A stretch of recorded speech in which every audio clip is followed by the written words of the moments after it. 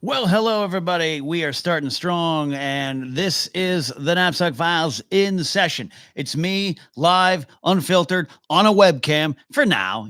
There's other equipment possibilities coming along the way. And you get to see me with the mic in my face. We'll move it around. Or I could just be love coast to coast DJ.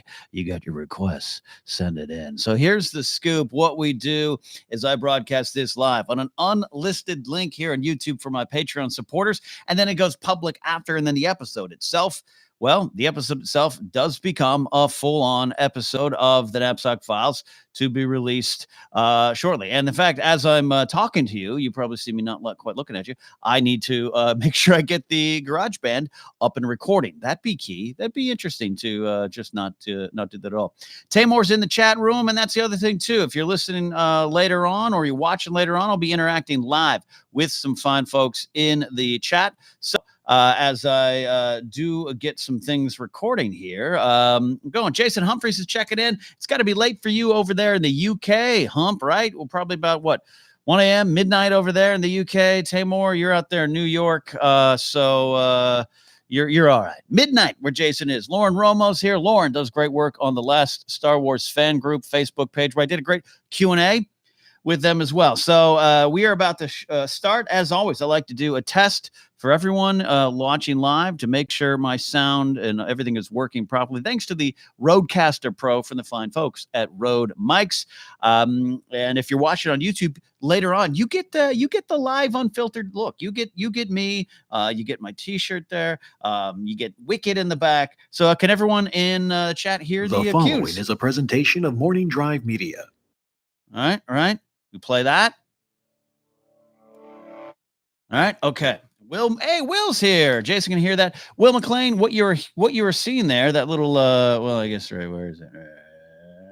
How does space and time work? That painting is actually was painted by Grace. She's an artist, a painter as well. Multi-talented, more talented than me. So we got questions from Patreon at tier 3 and above. You can post questions and talk to me. And then you can also interact with me in chat here. We got a good crew here. Pete Rich is here. Yo, Pete, that's it. I went with that was weird. Okay. So with that, without further ado, Rocky's here. I think we're ready to start the audio recording. Here we go. The following is a presentation of Morning Drive Media.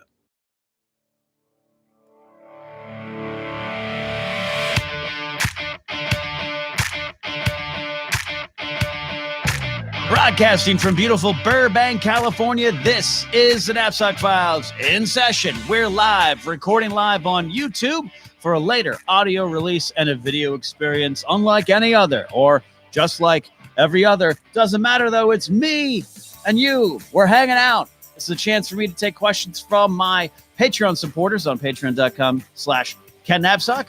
And then it's also a chance for me to interact live, including some phone calls later through the Google Voice number. We got a healthy little chat group here live. Everyone is checking in. If you're watching the unfiltered, unedited version on YouTube, you saw me talking to them, saying hi. People like Tamor, Rocky, who's my MLB The Show Twitch stream batting coach. Rocky, we're going into a one-game playoff in my franchise mode that maybe later tonight I'll try to get to.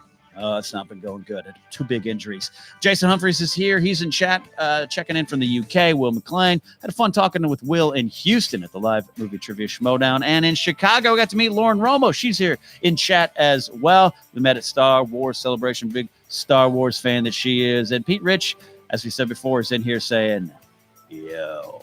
Yes, in the background, if you're watching this on video, I got my Ewok from my friends at Emerald Moon Tree on Endor. Then a painting, original piece of art from Grace Hancock.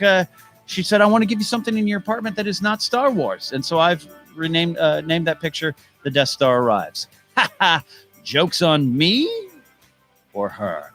All right, TNF In Session is rolling on, and I love to take the questions from my Patreon supporters. Tier 3 or high, you get to type out a question, and I get to answer it. We got a lot of questions, like this one from Andy Ortiz. He says, Ken, did you ever get into the band Tears for Fears? Tears for Fears. I didn't, but I do enjoy Tears for Fears, and their big hit, Everybody Wants to Rule the World, is, of course, what they're known for. But that was in the 80s. And as big as a music fan as I am, and I was born in the late 70s, I wasn't super big into popular music. I sounded like Seymour Skinner or Reverend Lovejoy from The Simpsons. Popular rock and roll music. I just slightly sheltered from it a little bit. I was familiar with something, so I saw some of these. I remember watching the Peter Gabriel video for Sledgehammer more than anything. That was one of my first music memories. So Tears for Fears I didn't get into, and so it just kind of was not quite in my generation crosshairs, so to speak. But I do enjoy it. It's a good song, karaoke song maybe. I don't do it, but maybe you do.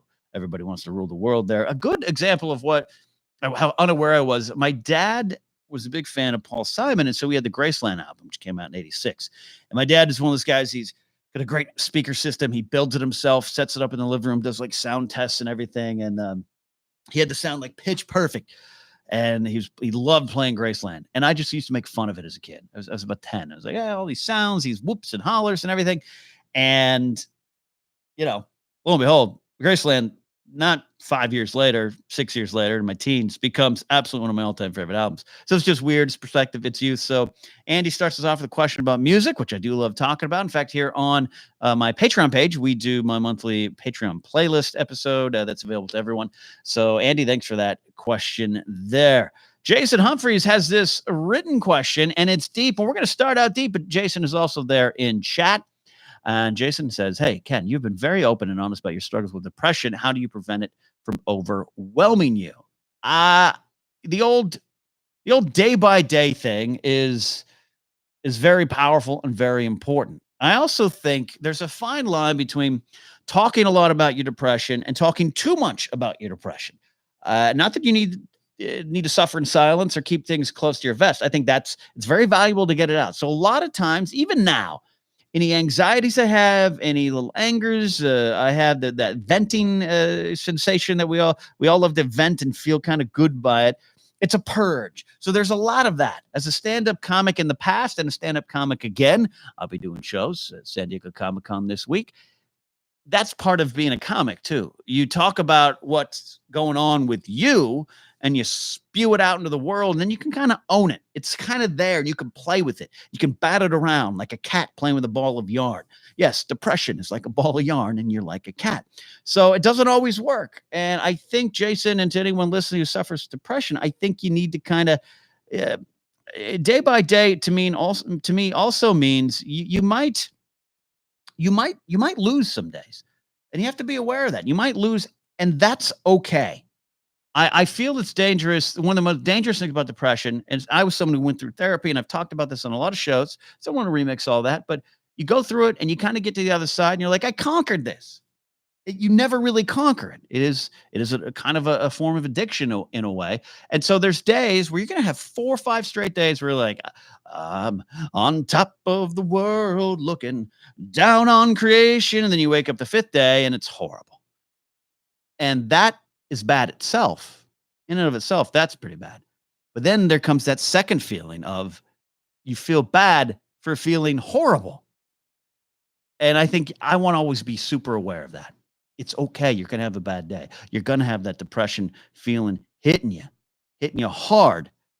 But that is the battle. And then when I say that you can talk about it too much, I think there's a danger. This is from my point of view, someone who really struggled with suicidal thoughts, suicidal episodes, going through therapy, all that kind of stuff. I think I see some people, and myself included, sometimes depression becomes that friend that you love to hang out with, and you don't let it go. So sometimes I see it too much, where it's a form of comfort. It's a blanket that you want to wear.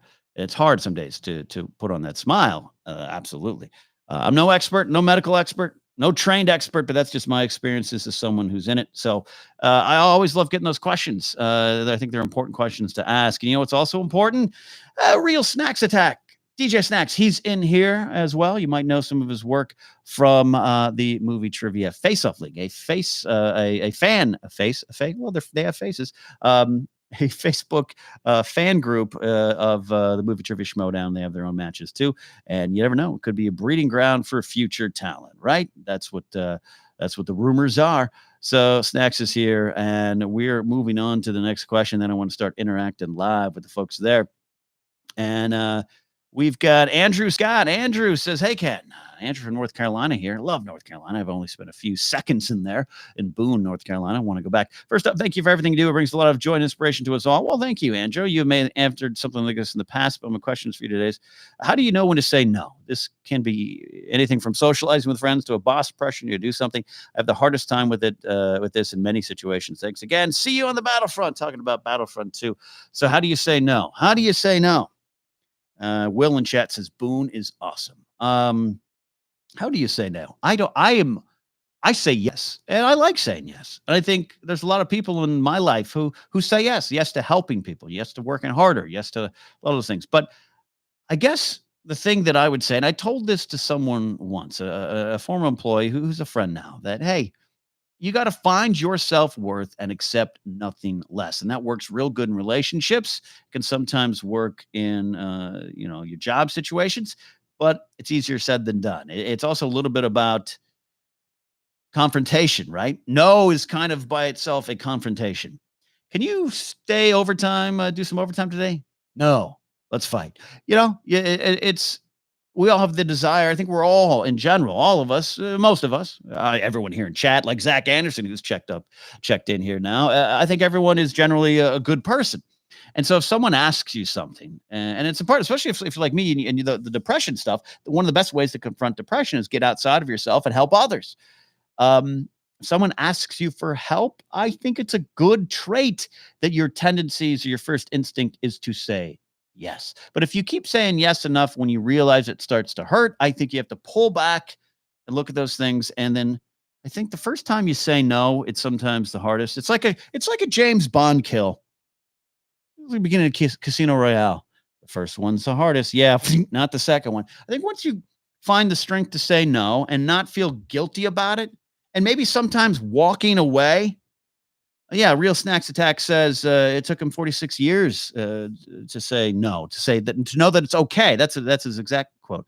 Snack says it took me 46 years to realize it's okay to say no. And I think even though you might say yes 90% of the time, and it doesn't affect your life in a negative way until it does, I think saying no, you just have to realize it's okay. But again, I'm the one who says yes a lot. So Pete Rich has this question. Pete's in chat now. Switching gears a little bit here. So they tried to ask this when I was on the Wanger show. Make sure you check out the Wangers and Amateur Hour Films. Teddy, one of the recent short films, is out, and I'll be doing some work with him soon too. Says, I know that you enjoy your 7-Elevens. Oh, I do, Pete. Oh, I do. But we don't have many in our area. Pete, you're going to let me know where you're at. What do we have? Well, Sheets is what they have out there. Have you experienced the gloriousness that is Sheets? What other unconventional spots do you like to grab a bite to eat at? This has oddly enough become like part of my reputation. And I think this is also a good time to clear it. Oh, Pete is in Canton, Ohio. Canal Fulton nearby, right? Canal Fulton, there's a place out there that sells great chocolate treats that my old roommate and friend's mom would send out to me. Toys That Time Forgot is out there too as well, right? I think, Pete, we may have even talked about this before somewhere else. Sounds familiar to me. So yeah, a lot of people. Rocky's excited in chat going, Sheets. Zach Anderson's there. We have a Quick Trip here. I just...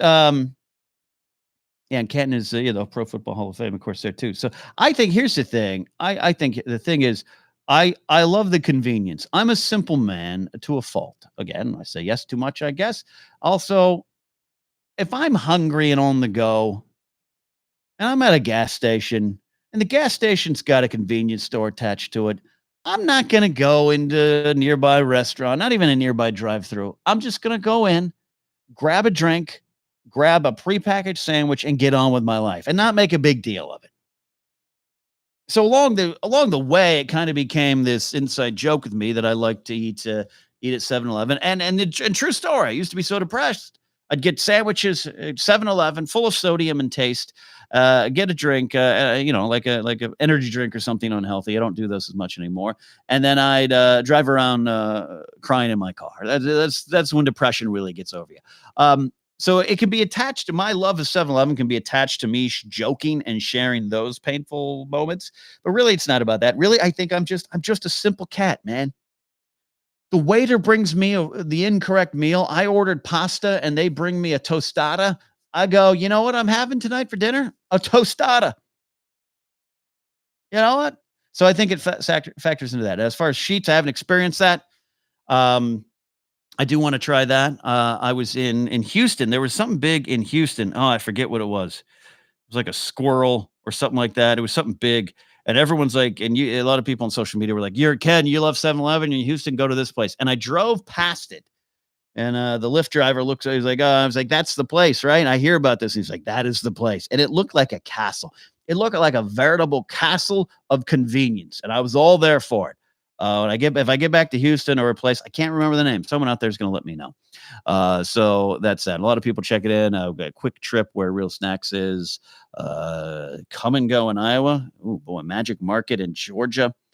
Lauren gets to enjoy the splendor of 7-Eleven. I do want to get to a 7-Eleven over Japan. Those seem like an entire different experience there. John Mariano is here. Check it in. And Pete Rich says, thanks for answering. I appreciate that there. So, yeah. And Adam Taylor has a great follow-up to with a saying yes. He says, I do say a lot of saying yes, but, and qualify my yes. It's not always an unconditional yes. I think that's a good idea there too there. Good job there. Going back to music here, Miranda Bedingfield asks, if you were an MLB player, what song would you walk out to for your at bat? I think I would walk out to, oh, that's a great question. There's a lot of great rock songs, a lot of Oasis songs, some semisonic songs, but you know what? If I'm living the dream of playing MLB baseball, I'm gonna walk out to some classic Beatles, like Hey Bulldog. That sounds like a good get on base, run around, score. Down, down, down, down, down, down, bow, bow, bow, down, down, down, sheepdog. Yeah. I'm not gonna sing and okay, I won't do that. All right. Hey, Jeff Wood is in chat. Jeff Wood, Jeff, you can you actually can see you actually picked the song I was going to pick for Semisonic. Fascinating new thing. I absolutely was going to do that. Fascinating new thing. You're delightful. All right, Semisonic, early Semisonic. Rocky Raccoon makes you think of me, Snacks. Spice Girls. Oh, Pete Rich, that's not bad. Lauren Roma would go Seven Nation Army. That's a great choice too. I could see that. Spice Girls. Now batting, the catcher, number 8, Ken Napzok. Tell me what you want, what you really, really want. I want a base hit. I think that would work. It's a great question, Miranda. Got me thinking there. Alice Wadsworth. I think she's trying to get in the chat. I see her on Discord. Someone help Alice out there so she can get in there. She says, what are your favorite collections? Is it your Star Wars stuff like the Wicket, the life-size Wicket Miami? Do you have any Star Wars Christmas ornaments? No. I do love Christmas. Grew up celebrating Christmas. But I once I moved out on my own and had roommates, we just never decorated. It's like I'm either going home or when I was working in retail security, Black Friday, everything. I didn't have holidays. I didn't have Christmas, so I never got any ornaments. For me, my collection it would be the Star Wars stuff, but a lot of that, I got to like a lot of my Star Wars stuff came into my life recently, so I'm connected to it. But it's the stuff, it's the magazines, the little books that I've had that survived any great purges in the past.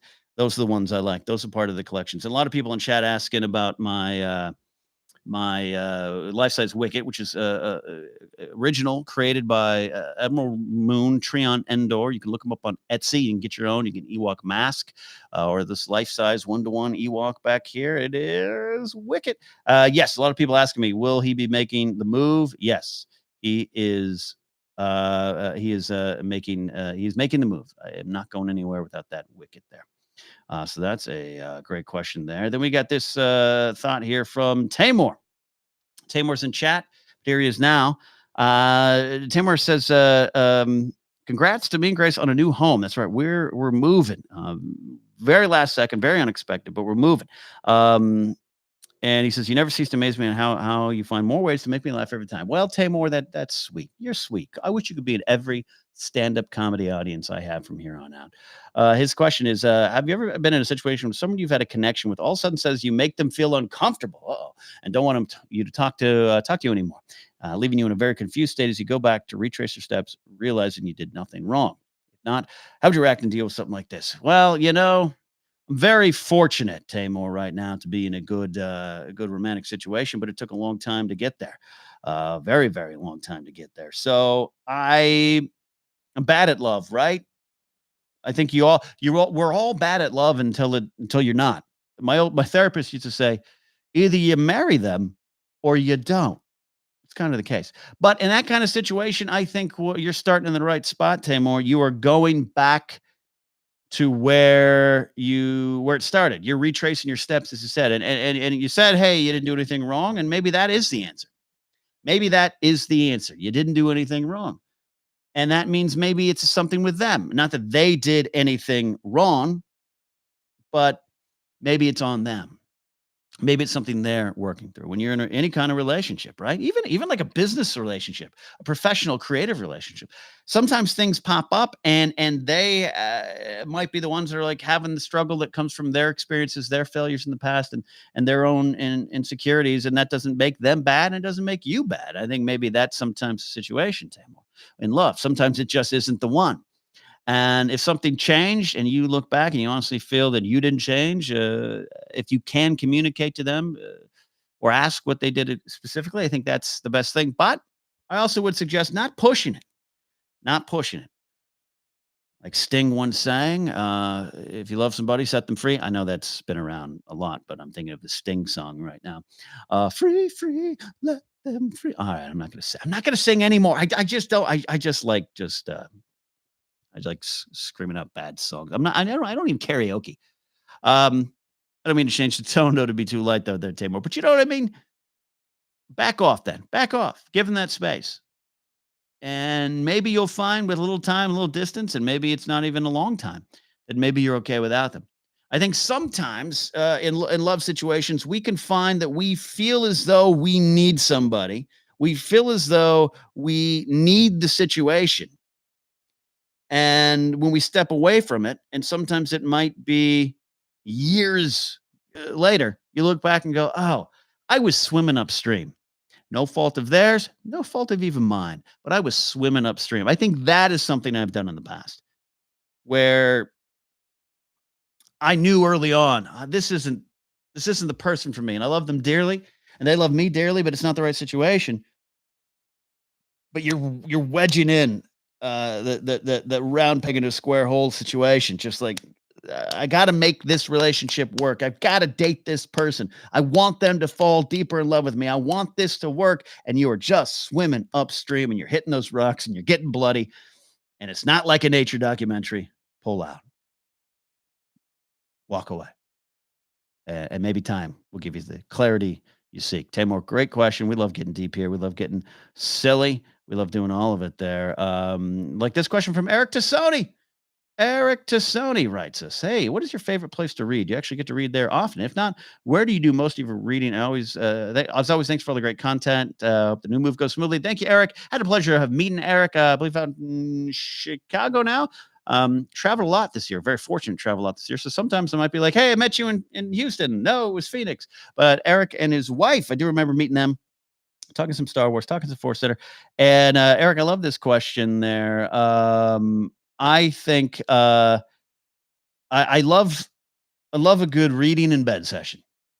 I got a nice couch. I got some chairs, At the end of the day, I like reading, and usually in the morning, like a Saturday afternoon, 10 a.m., book in my hand, reading. That's my ideal spot. I don't get to do it as much as I'd like. Evening time, I could do a chapter, and then I start falling asleep.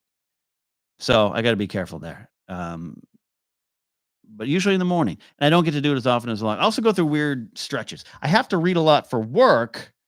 But Star Wars books and whatnot. But now I'm reading the book about the Kids in the Hall, the history of their comedy troupe and everything there. And I don't get to do it as much as I'd like. And I get in a little weird, rhythm. Sometimes I'll just knock out a book in 2 weeks. And sometimes it's like, oh, I forget. I got to read today. But reading's good. Read, children, not just my book, Why We Love Star Wars.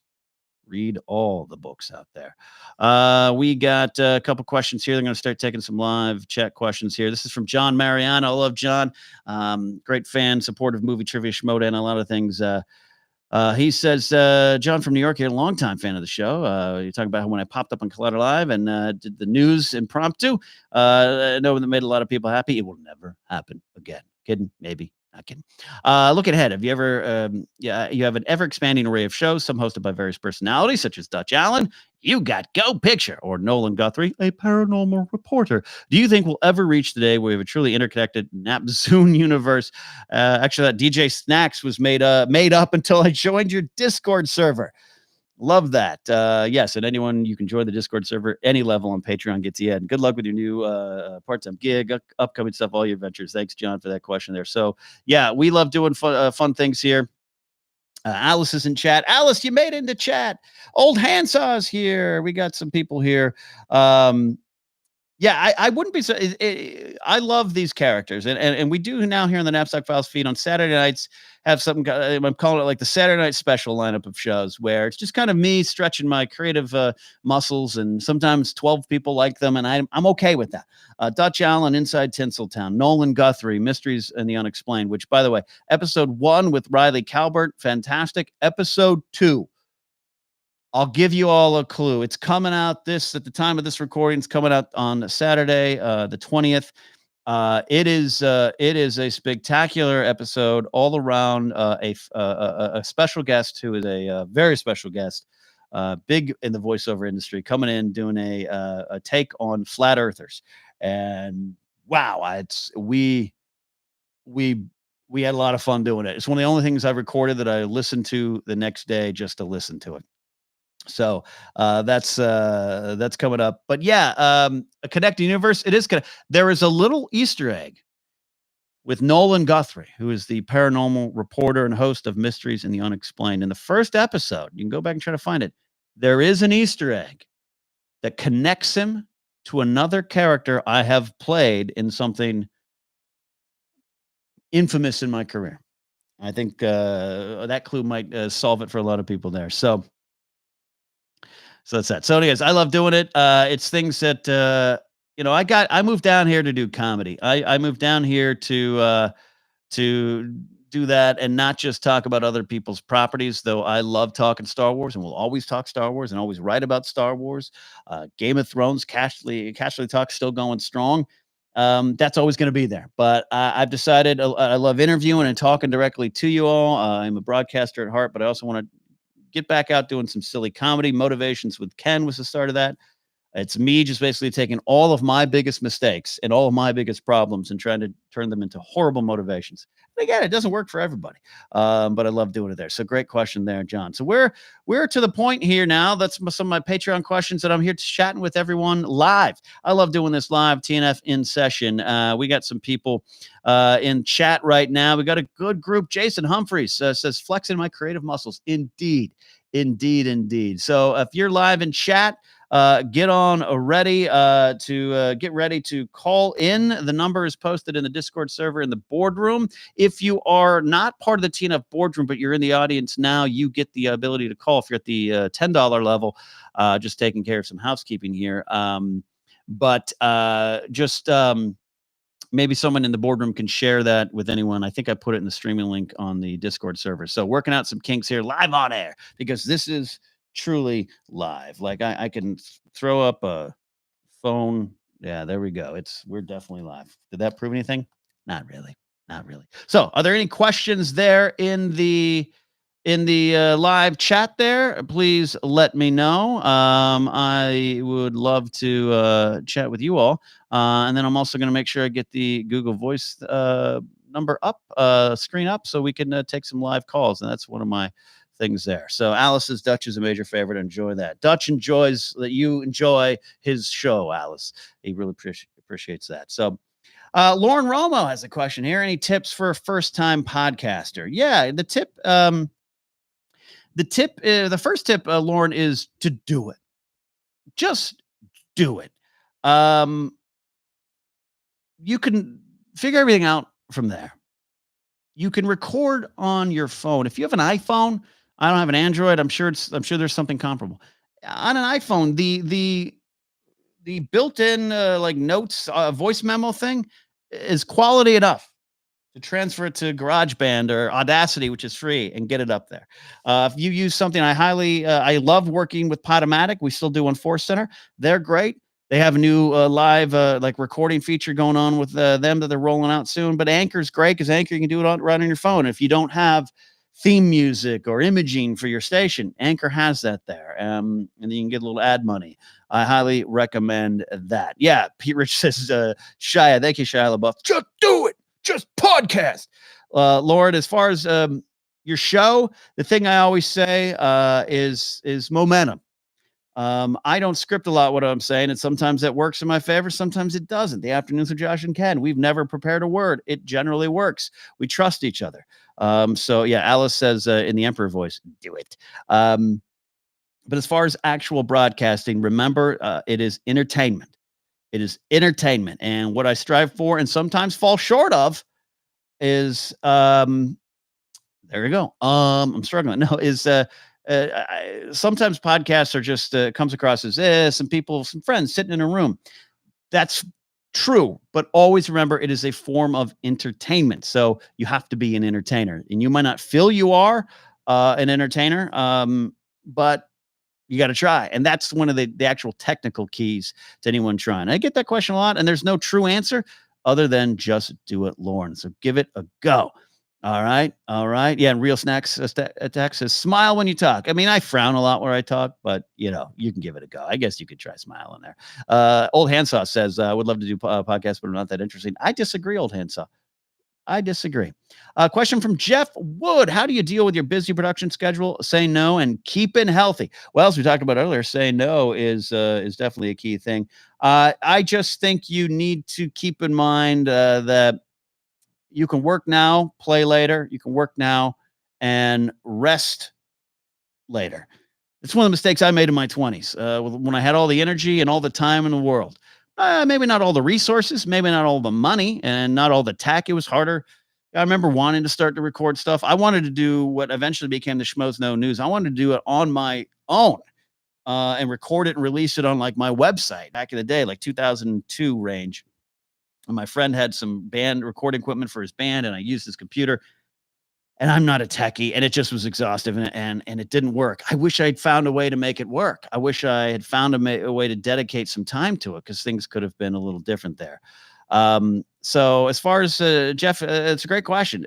I changed my mindset in my early 30s. And I joke, but I look at someone like The Rock. Now, The Rock and Triple H and John Cena and Dave Bautista, a lot of them, the wrestlers turned actors or wrestlers getting promoted to become heads of companies. They come from an era where they were on the road 300 to 330 days a year, and you work, and you're not working, you're dying. You're not working, you're not getting on TV, you're not getting over. That's sometimes kind of an insane schedule, but I always joke, but there's those days. You should take rest when you need to take rest. As you said, Jeff, saying no and staying healthy is important. And I think those days are important. Reading in bed on a Saturday, luxury. But I think where I failed before was I'd come home from my day job at 2:30. I'd take a nap. That's great. And then I'd linger about, maybe have dinner, and maybe think about doing something. I'll work on one of my scripts. Put 20 minutes in.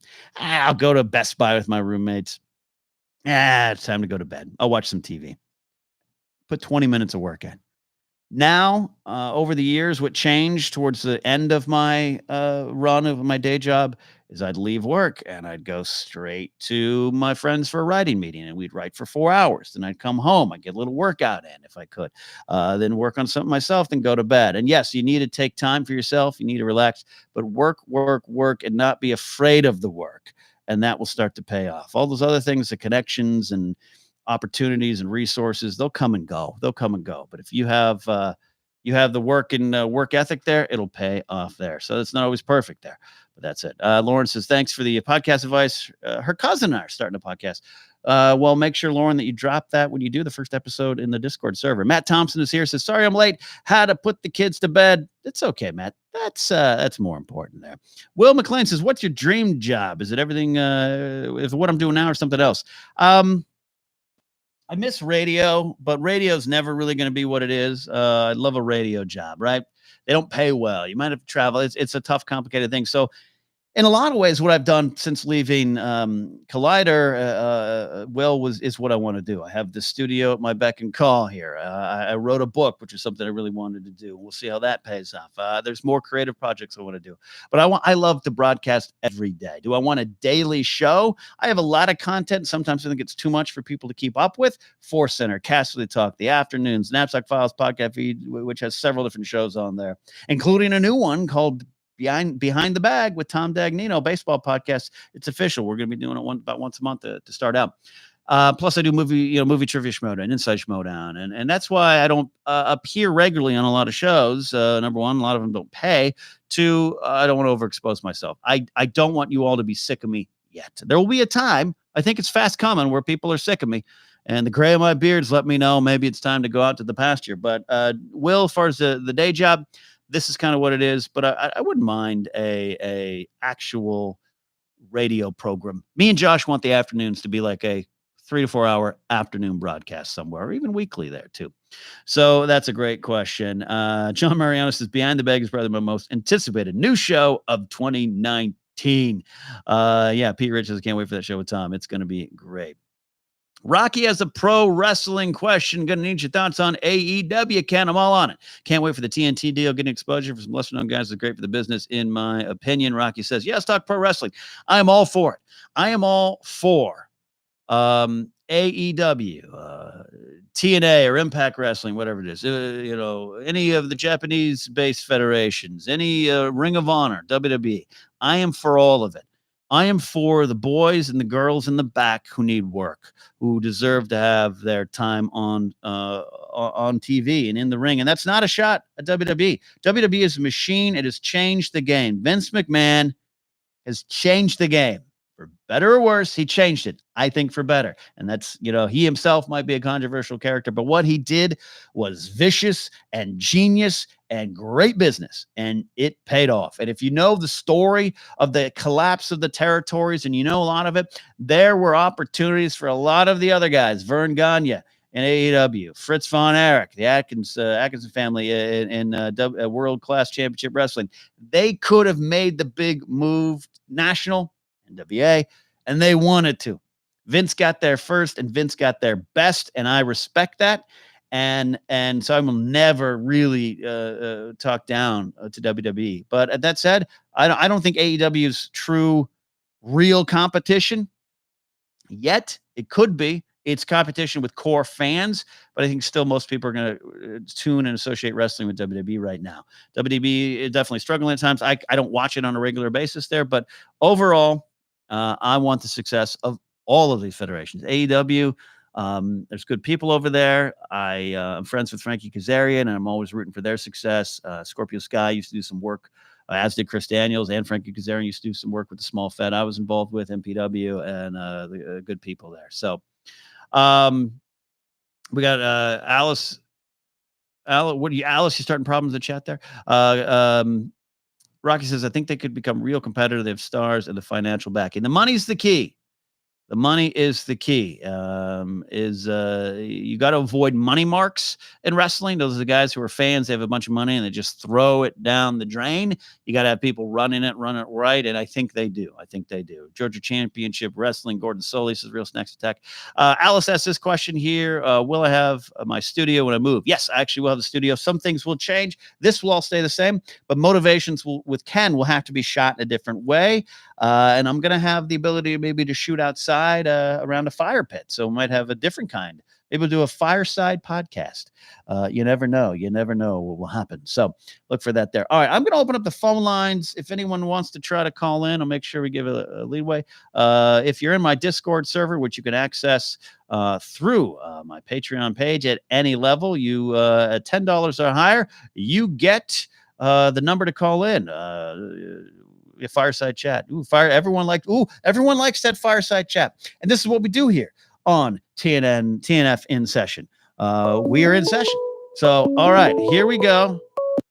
We're on. Oh, there we go. There we go. Call coming in. Here we go. We got a caller on the line. Who's this? Snacks, is that you? It's your friendly neighborhood friend and fan. The DJ is here. What's up, Snacks? How are you, my friend? I'm good, Mr. Napzok. Good to hear your voice again. Good to see you on the TV.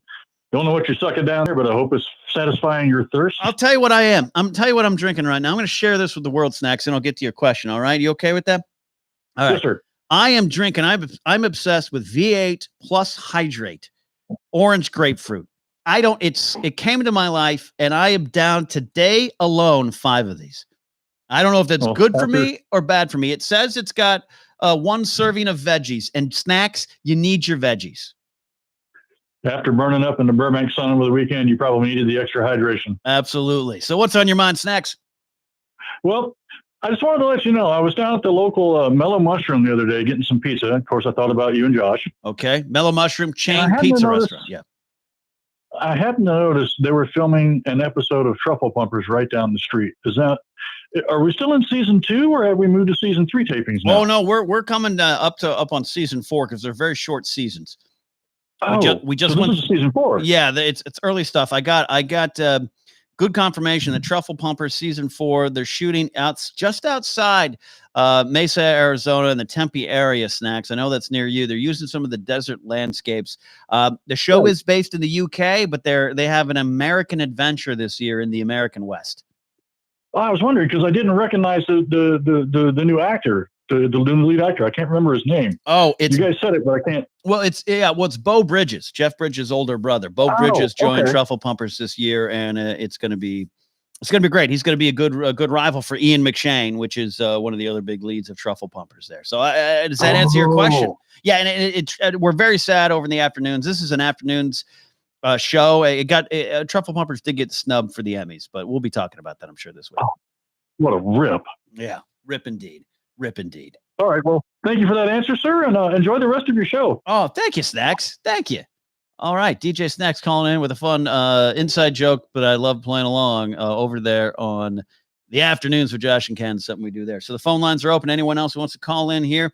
Old Handsaw, you're old and wise. Does this drink the V8 Hydrate? I mean, I'm telling you, folks, when I took one sip, I bought it just on a hunch. I don't like grapefruit. I'm not a huge grapefruit guy. Orange, though. Orange juice, any kind of orange flavor, like orange drink, well, let me give this a go. And I'm telling you, I have been going to my local Target. They're not a sponsor. But then I've been buying them by the dozen, literally the dozen, and drinking the hell. I'm reading the ingredients. I don't normally read the ingredients. It's got a lot of things on an element chart. I'll probably be told later on that it's not good for me. Waiting for some calls to come in. A couple minutes left here on the broadcast. If you want to get in, if you're watching live and chat and you want to call, you want to talk, get on that voice line, get on that Google voice call, and let's talk. Will McClain, the drink got to me there. Ooh. All right. Yeah. Will McClain says, have Josh and I recorded the afternoons for this week yet? No, actually, in fact, this is normally the time we record the afternoons. We usually record on Tuesday because of our schedules. We had to move it. So we'll be recording right before I head out for San Diego Comic-Con this week. Hey, Kyle Harlow is here. Kyle Harlow's in chat. Yeah, I think this is healthier than LaCroix. I think so there. I don't know. I'm sure some science. I'm sure Bill Nye, the science guy, will say, don't drink V8 Hydrate. They can use it to start cars without batteries. So we'll see there. Are you all like me where you just get hooked on a certain food or beverage for a while, and I'm not talking about whiskey over the course of a lifetime. I'm talking like it's apple juice month, and I down apple juice day and night, breakfast, lunch, and dinner, and then all of a sudden, poof, gone. It stops, and just when you think, hey, I can't stop eating or drinking this, boom, it switches. Something happened. I don't know. I want to know the science of that, science of our weird food addictions. It's almost time to wrap up here, but I want to make sure I get everyone a chance in chat to talk with me or give me a call using the Google voice line there. Snacks is always on the ready. I like Snacks. Snacks is ready to go, has his call, has his point of view, has his take. It's a good caller. It's a skill. It's a skill. You gotta, I always say there's a skill to be a guest on a show, and then you got to know how to get your calls in there, especially if you're using the Anchor app for something like Casterly Talk or the afternoons. You have like 59 seconds. That's also the longest time in the world, and it's the shortest time in the world. So be clear and concise there. So as I start to wrap up, I'm going to wait. I'm going to give you all. I know Alice in chat. They're trying to get Alice to call in. She's too shy to call in. We're going to work on you, Alice. All right. You got the chat. You got here. But I think I want to make sure we hear your voice next time. Old Ansaw's making a Capri Sun reference, which I always appreciate. You hydrate with Capri Sun. It works. It restores essential sugars and particles. I think it's a scientific term, but I don't know about that. Tamor would call in, but he's in a session right now himself. Are you? What session are you in, Tamor? Are you like in a doctor's office? What's going on? Have your doctor call me. Oh, your physical therapy session. That's right. Tamor in chat, a good fan, good supporter. Recently had an injury, and he's working through it, and we're sending our best out to Tamor.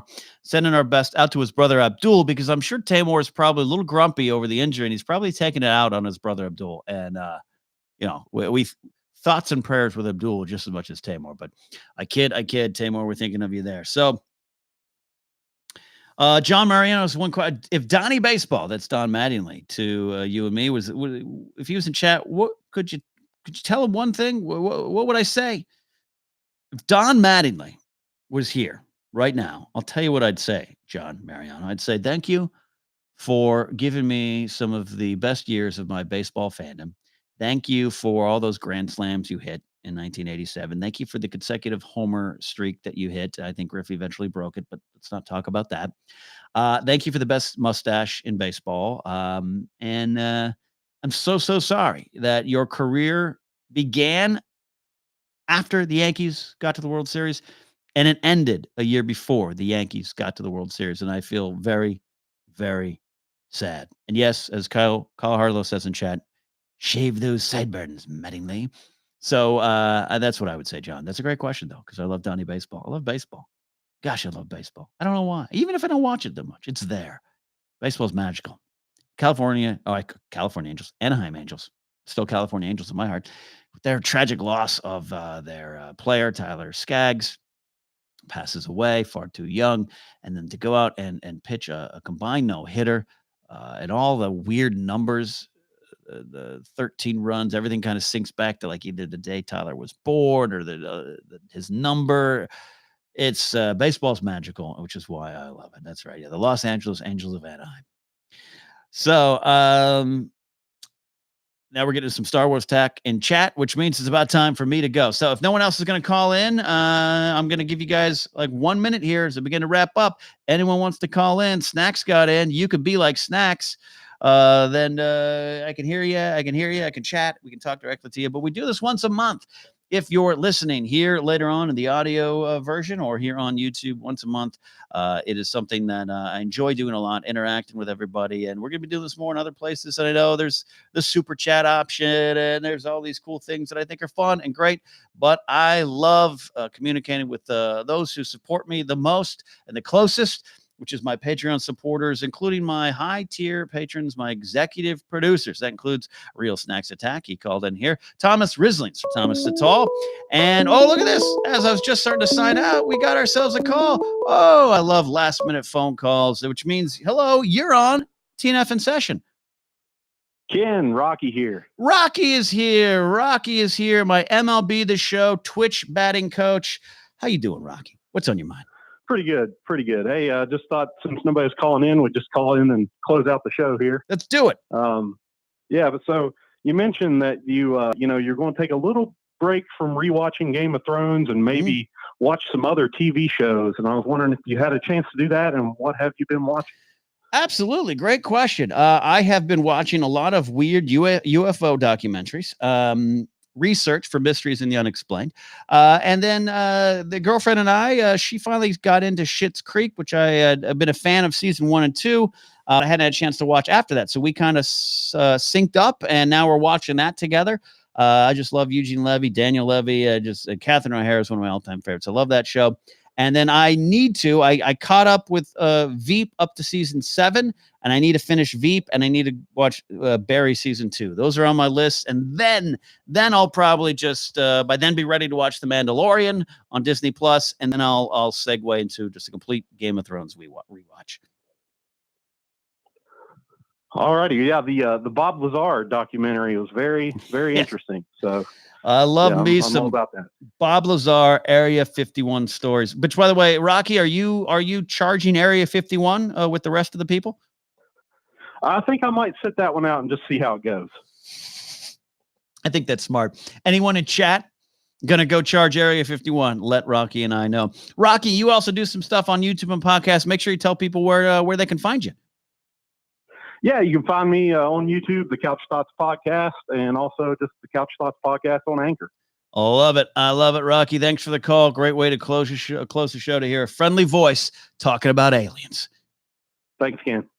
All right, Rocky's on the way out, and we are on the way out. I was talking about my high-tier patrons, my executive producers. That includes, like I said, DJ Snacks, Thomas Rizzling, Lethal, Logan X, Matthew, Simon, Bador, Matt Thompson, who's in chat right now, Tamor, Get Better, and his brother Abdul, Donald Long, Nathan Overdale, and Zach Anderson, young stand-up comic, playing it straight out there in Wisconsin there.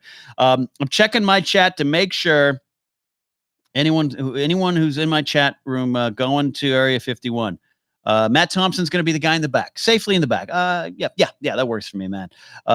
Pete Rich says, yeah, it doesn't sound like a smart idea. I don't think it will happen. I don't want it to happen, but also I want it to happen because I just want to see the humanity. Oh, it'll be good. Will McLean is the final question. Are you going to be watching The Righteous Gemstones on HBO? Yeah, I might give that a go, like a lot of people in the cast. So it seems funny. So that's that for this week, guys. We are going to get on out of here. If you are listening now, thanks for listening to this fun little thing I do live. And if you want to be part of the live version of the show, you can join my Patreon page. Go to patreon.com/Napzok and get into the level that suits you best.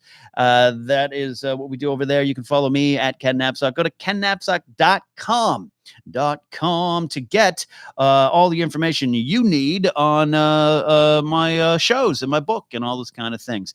At the top of the show, I did a little intro promoting the August 24th event I've got going on. It's with the Central Coast Film Society up in my hometown. Check it out if you're local.